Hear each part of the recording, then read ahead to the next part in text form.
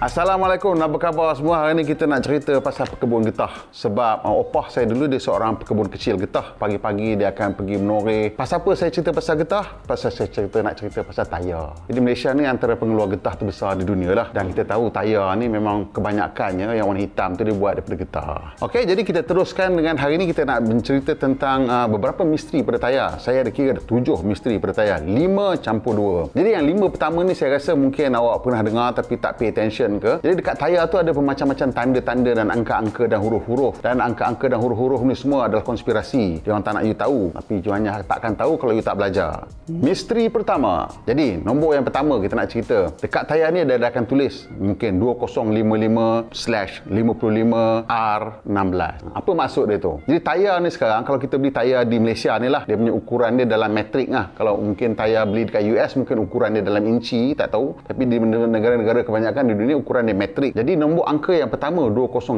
tu bermaksud kelebaran tayar itu ialah 205 mm.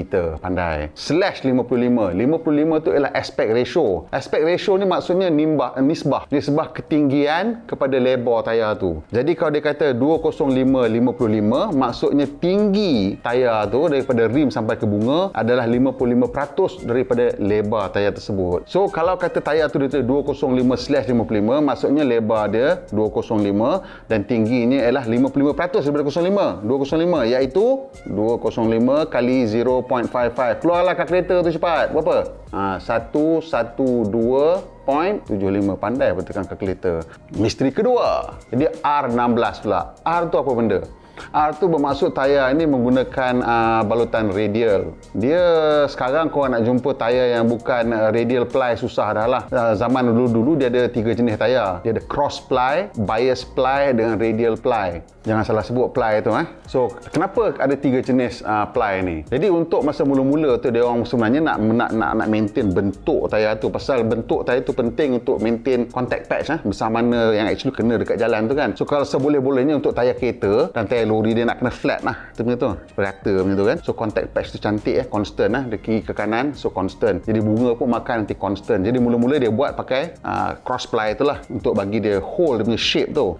Tapi dia yang dapati bila buat cross ply tu dia macam tak boleh pergi laju sangat. Tak tahulah dia tak apa elok lah untuk kelajuan laju. So untuk kereta, pasal kereta dia lebih laju pada lori kan. So dia orang mula gunakan bias ply, dia orang bagi sengit pula ply tu. So bila bias ply tu dia capat tambah lah, boleh tahan lebih laju sikit dan still boleh maintain shape. Dan finally last kali zaman sekarang dia gunakan radial ply pasal dia dah faham cara macam mana nak gunakan radial ply tu dan sambil maintain the shape. Pasal mula-mula bila dia try pakai radial ply tu dia tak boleh nak maintain the shape, dia still menggelembung So sekarang ni dia dah boleh buat radial ply dan juga untuk maintain shape. So sekarang ni untuk tayar-tayar yang kereta kita banyak pakai radial ply pasal dia boleh untuk kelajuan tinggi dan still boleh maintain the shape. Itu dia punya R. Yang angka terbelah yang last kali tu 16 tu ialah bermaksud itu untuk rim 16 inci. Kalau tulis R15 maksudnya untuk 15 inci. Kalau 14 untuk 14 inci, 17 inci. Macam itulah cerita dia. Misteri nombor 3. Dan dekat tepi tayar tu pula, dia ada tulis maximum pressure. Nah, saya sebut ni pasal bukan apa. Saya pernah tengok ada sekali tu di kedai minyak. Orang perempuan ni dia tengah isi tayar tu. Saya tengok dekat dia punya setting tu dekat dia letak 300 pressure.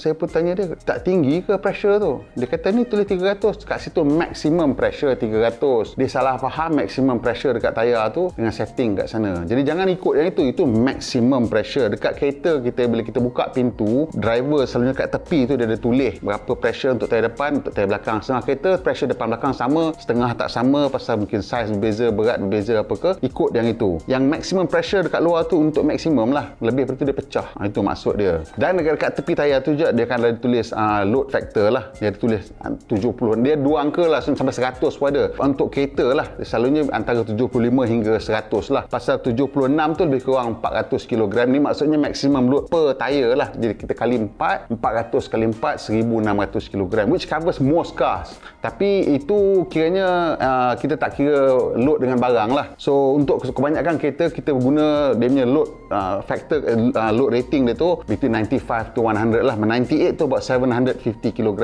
Jadi 750 kg kali 4 ialah 3 tan, 3000 kg lah. So untuk kebanyakan kereta 750 kg punya load factor untuk tayar is fine lah. lah. Tapi kalau you risau, you check betul-betul lah. Tapi selalunya kedai tayar dia akan bagi yang agak sesuai lah. Jarang lah kita perlukan lebih pada 98 punya load factor, sebab kita punya lesen pun sampai 3,500 tan aja kan, 3.5 tan untuk dikontrol. Misteri keempat, yang lebih penting lagi, mungkin kalau kita nak beli tayar ni, nak tengok dia punya speed rating lah. Jadi speed rating ni untuk kebanyakan kita mungkin nampak either H ataupun U ataupun V lah.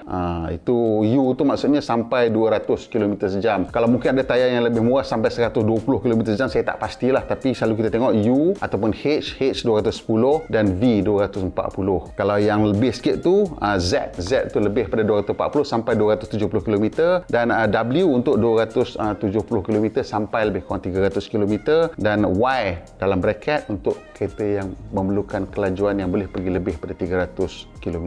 Kalau awak beli Bugatti Veyron, pastikan tayar Y bracket. Kalau Proton Saga, H pun lepas dah, U pun lepas dah, kecuali dah modify lebih pada 200 km sejam lah. Misteri yang kelima, dan yang ni penting sebenarnya, production date. Jadi dekat tayar tu kalau awak tengok ada macam bentuk bujur macam tu, dalam tu ada 4 angka. Jadi dalam 4 angka tu menunjukkan dia punya production date. 2 angka pertama ialah minggu dan 2 angka terakhir ialah bulan. Jadi kalau tayar tu tulis 2020, maksudnya tayar tu dihasilkan pada minggu ke-20 tahun 2020. Kalau dia tulis 3519, maksudnya minggu ke-35 tahun 2019. Kenapa penting nak tengok tayar ni? Pasal sebenarnya bila kita pergi kedai tayar, setengah kedai tayar dia jual tayar murah pada tayar kedai tayar lain. Jadi macam mana boleh tayar dia murah pada tayar kedai lain? Mungkinlah dia dapat harga bagus, tapi mungkin juga tayar tu dah berumur sikit. Jadi secara puratanya lah, tayar ni dia umur dia tahan lebih kurang 2 tahun lah selepas production dia cantik. Lepas pada 2 tahun dia start mula keras dah. So dia mungkin dah tak berapa elok. Dan kalau kita dapat tayar baru, macam kita dapat tayar tahun ni, tahun 2020, katalah dapat 25-20, cantik lah, tayar tu baru buat lagi kan. So bila kita pakai dalam tempoh 2 tahun, 2,5 tahun, 3 tahun, okey lagi. Kalau kita dapat tayar dah umur 2 tahun, siap-siap dah masa kita beli, mungkin kita pakai setahun masih lagi rasa okey, lepas tu dia dah mula keras dan mula dah tak sedap dah, mungkin grip dah kurang ke, dia cepat rosak ke apa, macam-macam tu lah. Jadi itu dia 5 misteri pertama tentang tayar yang awak perlu tahulah bila tengok dekat tayar tu. Ni saya nak tambah lagi 2 misteri. Misteri tambahan pertama, misteri nombor 6. Jadi misteri yang ke-6 ni ialah reka bentuk tayar. Jadi reka bentuk tayar tu senangnya dia bulat. Tak buat ke mana pun dia bulat. Tapi dia punya bunga lah ceritanya kan. Jadi bunga ni ada 3 jenis. 4 lah. Kita 4 lah.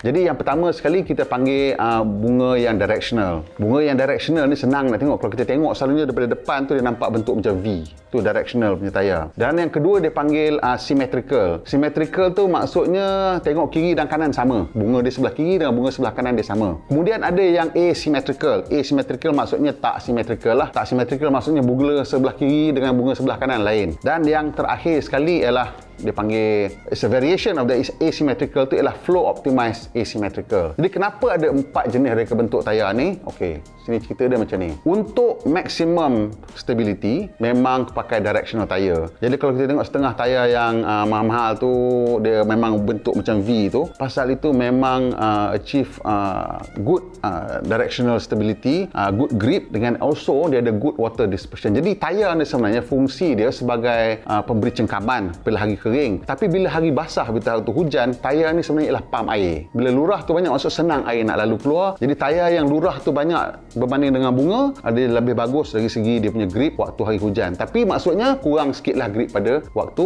hari biasa. Jadi symmetrical tayar ni selalunya tayar yang harga ekonomi lah. Dia bunga dia sama je, tengok kiri kanan, kanan ke kiri semua sama je bunga dia. Dan juga bagusnya symmetrical tayar ni, satu dia memang good directional stability dia pun bagus, dan yang keduanya dia ada macam comfort sikit lah. Dia senang sikit dia nak tuning blok tayar tu supaya dia tak ada menghasilkan gema. Masalah symmetrical tayar ni ialah kalau you buat dia bunga banyak, dia grip cantik. Kalau you buat dia lurah banyak, dia hujan cantik tapi grip tak cantik. So macam mana nak selesaikan masalah ni? Nak selesaikan masalah ni kita buat asymmetrical. Jadi untuk asymmetrical ni selalunya kita tengok dia ada tayar sebelah sini bunga banyak, sebelah sini lurah banyak. Pernah tengok tak dia bunga dia lain-lain? Okey, kenapa dia buat macam tu? Senang. Untuk dapat grip kena bunga banyak. Untuk dapat wet weather ataupun jalan basah punya grip kena lurah banyak. Jadi dia buat bunga banyak sebelah dan lurah banyak sikit sebelah sini. Dan misteri ke-7 yang terakhir sekali, natural versus synthetic rubber. Jadi ini kembali pada kita sebagai pengeluar getah lah.